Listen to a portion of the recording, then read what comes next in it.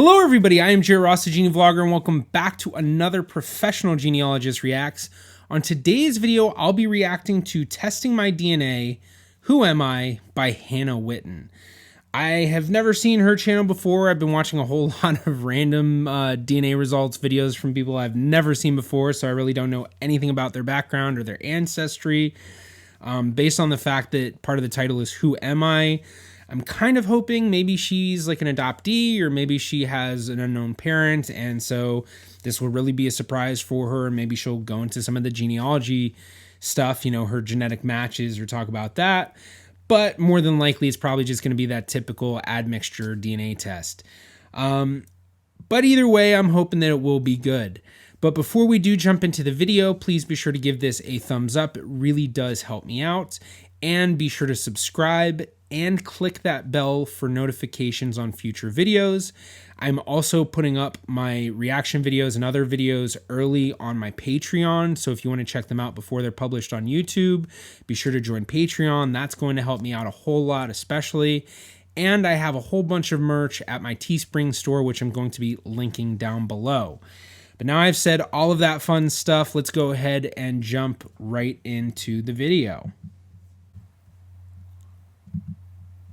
Hey everyone, I'm Hannah and I love Okay, so she's tests. British. You know, they just really get me going, you know. Woo! So good. Very pretty. I can get quite obsessed with them. I love finding out about my own personality type and, you know, it just feeling like, oh my God, that's so me. And then I also love learning about other people's personality types and trying to like understand people better according to what freaking letters or numbers I love they the are, British accent. or colours even. Oh, it's a good time. So I am bringing to you this mini series, Who Am I? There are 7 videos in this series and they're going to come out every Friday, this being episode 1. And in each episode, I'm going to do a different kind of quiz or activity and learn about Okay, so that's where the Who Am I part comes. These different things. You may have seen from the title that this first episode is DNA testing. So I did 23andMe. But then in the future, we've got... I think most YouTubers who do DNA tests use 23andMe. I think I've mentioned that before, but so I think a big part of it was 23andMe sponsored a lot of YouTubers to do videos taking DNA tests. Some Myers-Briggs, we've got some Enneagram, we've got some color code, and we even have some Zodiac. Yes, we went to astrology. Ooh. Oh my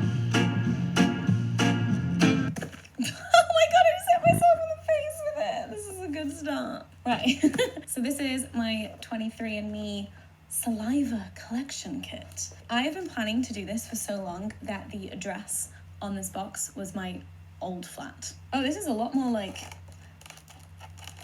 fancy than I expected. Wait, no food or drink for 30 minutes. When did I have those biscuits? I feel like it was a while ago. I have been drinking water though. Does water count as a drink? Oh my God, do I have to like wait 30 minutes from now? I really should have read the instructions before I started filming. Let's be on the safe side. A lot of people run into the problem where they've eaten or something before they open up the DNA kits, and then they'll open it up and it says, you know, don't eat or drink anything for 30 minutes. And it's probably such a common thing of like, oh, whoops, I actually did eat or drink within that time. I'm back. Whilst I waited, I registered my kit online, and so now we're all ready to go. So it comes in this little thing. I'm getting flashbacks. It just looks so medical. This is just like reminding me of hospital times. This is not fun. But I never had to do any spitting in hospital. So we spit to fill the line, and then we close the funnel. And then we detach the funnel and screw on the cap. Here's our cap. But this, a little bit here, has got like liquid in it. So I think when you close it, it like pierces it, and then it dilutes your spit. I don't know. Are you ready to watch me spit? Do some people have spit phobias? If you do, take time. Look away now. I'm gonna miss. I feel like I'm gonna miss. It's quite big, but I'm getting performance anxiety. I knew it would go everywhere. We're just going to let it like dribble in. This is the most attractive thing I've ever seen, right? We've got a line to fill to this. We've got quite a way to go. I feel like we need to censor all of this. I feel really exposed. Why am I doing this? I like this editor note. I agree. Let's make the executive decision not to include any more of that. Agreed. I've seen so many of these videos, and the spit takes are always just like eye-rolling material for me. Why is it cute when Jack and Rose do it, and then it's like actually disgusting when I do it? Why is it pink? I think it just got attached to all my lipstick as I'm spitting it out. Right, so now what? We close the funnel. So is it going to pierce it? Oh, yeah, it did. And then we detach the funnel. Oh, yeah. Screw that top on. It's so pink. It's the color of my lipstick. Oh, dear. They're going to send it back just like, sorry, we couldn't do your results. Right, now I shove it in this bag. There's a seal on the box. There we go. Right. Can you see it? Can you fly it? I don't know how long it takes. We'll find out. It has been a while since I filmed that. Did her hair change color? It did. She changed her hair color. How funny. Little intro spitting in tube there for you. I'm so sorry, that was disgusting. I regret filming it. Genuinely regret that. But the results have come in, and they've been sitting in my inbox for weeks because I haven't had a chance to film this, and I have been very disciplined. I have not looked at them in advance. So here we are. Let's do this. Who am I? Where do I come from? Okay, quick disclaimer before we look into this. I'm white. Is that a disclaimer? I'm expecting this to come back like super European. The only thing about my ancestry that I already know that I think will be interesting to see if this gets it, hopefully, otherwise I'd be like, confused. So my granddad did an ancestry test, not on 23andMe, I think he did it with Ancestry. My granddad, this is my mum's dad, we don't know where his family comes from, really, because they're all Jewish. We think like Eastern European, North Asian, and have moved. They probably could figure it out if they did the genealogy research. Because, you know, the history of everyone trying to kill Jews. Surname has been anglicized. Witten, my surname, is an anglicized version of Wittenberg, which is what their surname used to be, but we think that it might have been German-sized. Oh my God, we don't know. We have no idea what the original surname is, and we don't really know where he's from. My granddad is like dark. He looks kind of Arab, North Asian, but he's got like bright blue eyes, super dark skin, super dark, but he also travels a lot. So I'm like, how much is that topped up by tan? So a lot of times when people have Jewish ancestry and they have darker skin, olive skin, a lot of people will say, oh, they must be like Sephardi Jewish. And that's not going to be the case. You know, just because of looks doesn't necessarily mean that's where you're from or your ancestry. I mean, it obviously it does show a little bit, but some things like that, like people will think, oh, dark skin must mean Sephardi. Doesn't really. We always assumed that he was like maybe from one of the stands. Not him. He grew up in Birmingham. His ancestors, his family. So we thought maybe like North Asian, Eastern European. He did the ancestry test. Turns out it's all coming from like Lithuania. Was it Lithuania or Latvia? It was one of the L's, I think Lithuania. Anyway, they're white there, so we were very confused as to why he's so dark. It's a mystery. It's a mystery. Wow. Lithuania or Latvia? Which one was it? Let's do this. I mean, it got one thing right. Your DNA suggests your ancestry is 50% Ashkenazi Jewish. Hello, that 50%, that's my mum. My dad is not Jewish, so literally 50% Jew, Ashkenazi Jew. Twice I wasn't expecting it to like tell me that I'm Jewish, but yeah, it's true. Ashkenazi Jew, and then 99.9% European. This is exactly what I expected. Oh yeah, and then my dad's side of the family is British / Irish. So there's probably going to be some Scandinavian in there. There might be some French and German hiding in there. So his mum is Scottish and his dad is Northern Irish. Oh, I said was. I never met him. We've got 50% Ashkenazi Jew. Let's have a look, like where this side of my family have come from. Wow, this broad bit. Yeah, the way that 23andMe defines it, I don't like that they say Ashkenazi Jewish, because people with Sephardi ancestry will be defined as Ashkenazi Jewish. People with Mizrahi ancestry may be defined as Ashkenazi Jewish, although I've never seen someone who has Mizrahi ancestry's DNA results, but I have seen many Sephardi DNA results, especially those from the Western Sephardic diaspora. And if they're on 23andMe, they're pretty much getting Ashkenazi Jewish. And while, it's right in the Jewish part, it being defined as Ashkenazi Jewish is not. But here they're defining it very broadly, whereas on Ancestry, because they have the ancestral communities part of it, it will be a bit more specific in telling you, where you are from within the Jewish diaspora. Although not super, I don't know. It's hard to say that it's like really well defined when it does it, but it's okay. From the results that I've seen, it's fairly spot on, because it's usually what it'll say is like, your family is from communities which are in present day Ukraine or in present day Lithuania or Latvia or present day Poland. And what they'll usually do is they'll have a couple of different, I want to say rings, but they'll have a couple of different sort of sections of the map selected in each one of those community things. So here it's just giving her just a broad Ashkenazi Jewish. Ashkenazi Jewish people settled in Eastern Europe in the late Middle Ages and are genetically more similar to other Jewish populations than to most Europeans. 50%. Right. And then 48.4% Northwestern European. This is Yep. The blue bit here. Northwestern Europeans are represented by people from as far west as Ireland and as far north as Norway. Well, we know that that's not going to be me. As far south as France. Cool. So British and Irish, yep, we expected that. Why is it specifying London and Cork? How does it know, like, specific cities? We predict you had ancestors in Greater London, Cork, and 11 more regions. Are any of them Manchester? And then 4.5% French and German. See, that's interesting, because my grandma is German. So I'm even if I'm maybe not ethnically German, like in terms of like my nationalities, I'm a quarter German, because my great-grandparents were born and raised in Germany, came to the UK, Holocaust, had my grandma. So my grandma, even though born and raised in the UK, is like ethnically German.